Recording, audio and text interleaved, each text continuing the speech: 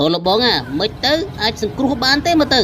ចាំផ្លេតពងឆែកមើលកុំអាចតរំខានស្ងៀមអារឿងបច្ចេកទេសមួយវាមិនចេះតែលេងសើចទេយើងត្រូវឆែកមើលវាបានល្អិតល្អន់សិនអានេះដាច់ខ្សែអស់អញ្ចឹងសង្ស័យតែខូចទេមើលទៅនេះលបងបើថាធ្វើកើតមិនកើតប្រាប់កុំចេះតែរើរូអញ្ចឹងខ្ទេចរបស់ខ្ញុំអស់ហើយយេលបងនៅឲ្យស្ងៀមសិនមើលខ្ញុំកំពុងតែធ្វើការនេះកុំអារំខានហើយថាបើចេះជាងទេមកចូលមកធ្វើមកយេកំពុងតែមើលនេះផង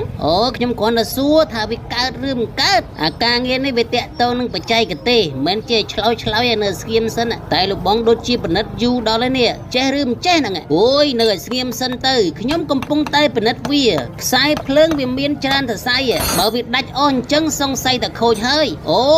ញ្ចឹងដាច់ខ្សែភ្លើងអស់ខូចអញ្ចឹងនៅពេលដែលវាខូចអញ្ចឹងអត់ដំណើរការលបងអើយលោកបងឯងកុំមុតលោឡាពេកមើលខ្ញុំកំពុងតាំងសមាធិស្វែងរកខ្សែដែលដាច់ធំជាងគេនេះមុតលោឡារហូត